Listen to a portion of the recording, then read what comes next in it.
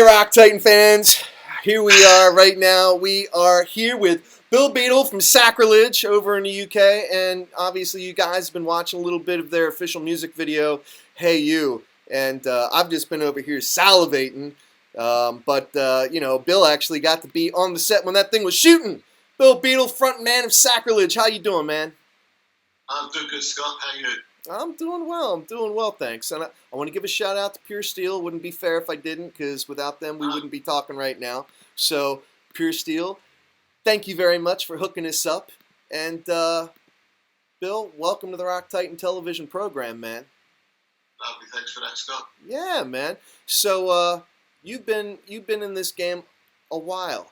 We're not going to date you, you know. We're not going to do that. But you've been there, done that. You've seen the good, the bad, and the ugly of everything that's, happened to, the music industry over the years. Obviously, it's very challenging for artists to cut an album, become a millionaire, have that mansion, and, that lavish lifestyle that everyone had once upon a time. Now you guys are doing it for the love of the game. And so talk to me a little bit about Sacrilege's origins in the heavy metal scene over there in the UK. Well, we started 81, 82. Just a friend of mine, Alex Cookson.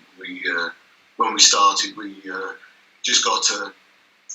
I found that I could write songs, and he was a very good guitarist. Okay. I could write the rhythm songs and all that. He put the leads to it and all that sort of thing. And my father sent us off the demo tape to TBS Studios, and it was picked out of thousands of tapes. So we hadn't even played a gig before that was picked out, and we were on with U2 and Stranglers as one of the top 6 bands then in the country to be portrayed as that. So it was a really fast start. Nice. And from that moment onwards, you felt as though things were going to happen. Right. People enjoying the music and all that, but then you find the realities of venues wanting you to guarantee how many people were going to turn up, and in them early days, if no one had heard of you, unless it was hard to get those gigs. So it was quite hard then, but we were making steady progress through them days. Played the Marquee, famous Marquee in Wardour Street in London, which was probably our biggest gig back in the day then. So Right.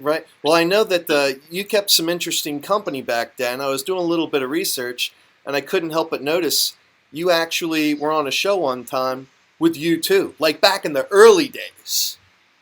Absolutely, yeah. Back on the show with David Jensen.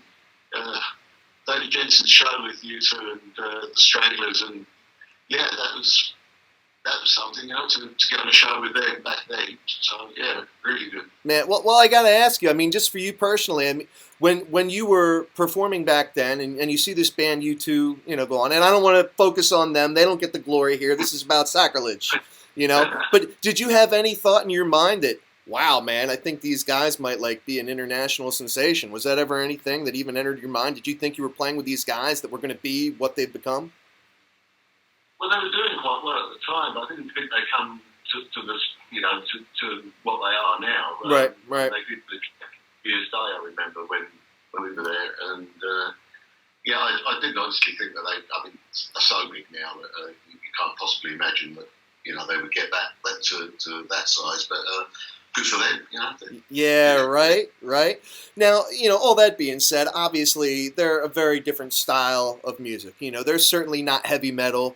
Sacrilege is, and one of the things is you kind of, you've been a part of this movement, I guess, really, that was born in the UK that, very few people in the United States know about, and it's something that I only recently became familiar with myself, and speaking with, Paul over in the band Salem, he was telling me a little bit about, the new wave of British heavy metal.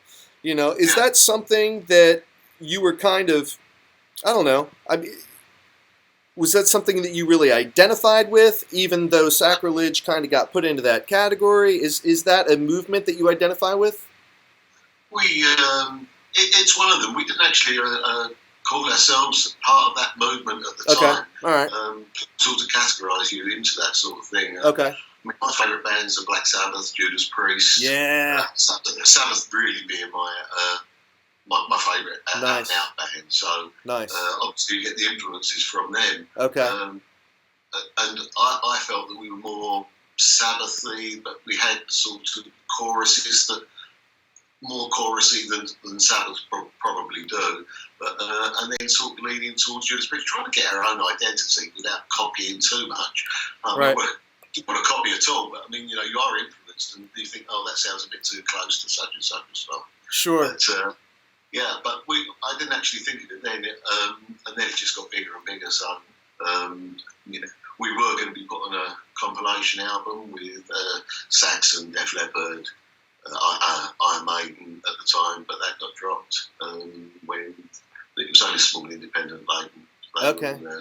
They had Go West on their books, and they got a #1 hit, so all the monies were channeled into them. So that was a bit unlucky, really, because it was going to rival the album Metal for Mothers, which was a big compilation album that came out. Okay. Okay. All right. Yeah. So, everything being said, you guys really, were crushing it over there in the UK. And then, kind of life takes hold, as it does for all of us. We get families, we get married, we have kids, and all these things happen. And Sacrilege ends up taking a little bit of a break, Yeah. So what kind of, I guess, led to that break? What were some of the things that you did, some maybe soul searching, some just growing and evolving in the course of that, and what brought you guys back together again? Well, I just got fed up with the general trying to get better gigs, guys in the band. I felt as I was doing it all myself, basically. Okay. And I just decided in 1987 that I had enough. I thought I wouldn't miss it or anything like that. In fact, I didn't miss it for many, many years, even though I sold everything in 1987, guitars, amps, all the lot. And I decided that I was just going to pack up and not play anymore. And then back in 2007, around that sort of time, I decided to build a studio in my garden and just redo the old songs how I wanted them to be done, and then write some new stuff. Okay. And I started doing that, but as I said previously, I was more of a rhythm guitar player, and Alex was the lead guitarist. Okay. Alex wasn't about anymore, so I found a guy called Pekka Roikkonen in Finland, and he put some solos to my newer stuff and the older stuff. And Okay. I'm thinking, this is how I wanted it to sound. Now I'm really getting the bug for it, and then I met a couple of guys over in this country that were playing in a covers band that said Okay. if I wanted to go out and play again live, they would be the backing group sort of thing. So Wow. I got Sacrilege on the road, and of course you do one gig and you just want to do more and more and more. So it went like that. And since then I've had a few band member changes, but the Okay. lineup now, Tony Banner, Turnbull, Jeff Rolland, and myself, I think to be fair, it's the strongest lineup Sacrilege have had. And just by what people were saying, I can tell that. So that's great. And we're good friends, so that Very really cool. helps as well. Very cool. Well, that makes all the difference. So how's everything been, basically, since you guys have been back together again? I mean, did you pick up right where you left off, or what? Well, we picked up, obviously, then being you guys into the band and that, it's taken a little bit of time to evolve, but Neil has always said, we'll take 1 year at a time, and each year, let's see if we progressed. And we have. Every single year we've progressed. We played bigger festivals. Obviously, we got the 2-album record deal with Pure Steel. This coming year, we're playing all over Belgium, France, Awesome. Holland, and then off to Malta for the Malta Doom Festival. So that's a nice gig as well to be doing. So yeah, each year we're branching out, making new friends. We get a lot of fans, and I get a lot of messages from the States as well. Very so cool. The music, I'm always sending albums out there. So Very that's cool. nice. Very cool. Now, how about the official music video side of things, man? Because I got to tell you, like we were talking about right before this interview kicked off, man. Hey, you. I'm looking at this and I'm like, oh man, doesn't Bill's life suck? Oh You're my. you're meant to like the record, not the girl. Oh Jesus. I don't know, man. I don't know, but good grief. You got any other videos like this coming up? Not like that, but that's the most popular song we do as well. That's more of a rock song rather than a heavy rock song, as I'd call it. I mean, yeah, she captures you. Which you listen to the song with her. Funnily enough, that's why Sacrilege have been out quite a lot. We have a very good stage show. We have pyrotechnics going off when allowed. Very cool. We have the devil come on stage. We have everything going on. Because back in the early days when no one knew our stuff, it used to be, well, if we had something spectacular on stage, then take notice more and listen to the music more. Right. Obviously, the music's the most important thing, but sure. That certainly goes along to help. Yeah. Sure. Well, I want to be sensitive to your time here, Bill, because I know it's very late your time being over there in the UK. What's next, man? What's going on? What's the next thing for Sacrilege? Well, yesterday we shot a video that we're going to release soon. Unfortunately, there's no ladies in it. Well, there's one lady in it actually, but she's more dressed as a Google or something like that. But, All right. We shot the video yesterday. We're also working on a new album called Court of the Insane.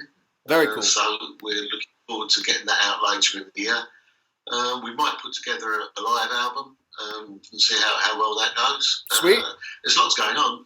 We really are sort of like doing big things at the moment, and then we're playing Legends of Rock, which is more of a tribute festival. Awesome. But, it's a great festival. It's sold out, thousands there, so we're looking forward to making more friends and fans there as well. So, yeah, things are looking really good at the moment. We're well pleased. All right. Excellent. Well, Bill, thank you so much for your time, man. I really appreciate it. And, dude, Rock Titan TV fans, we're here with Bill Beadle from Sacrilege. Make sure you go check him out online. And we'll be talking real soon, man. Lovely. Cheers, Scott. Thanks. All right. Thank you, man. All the best. You got it. Later.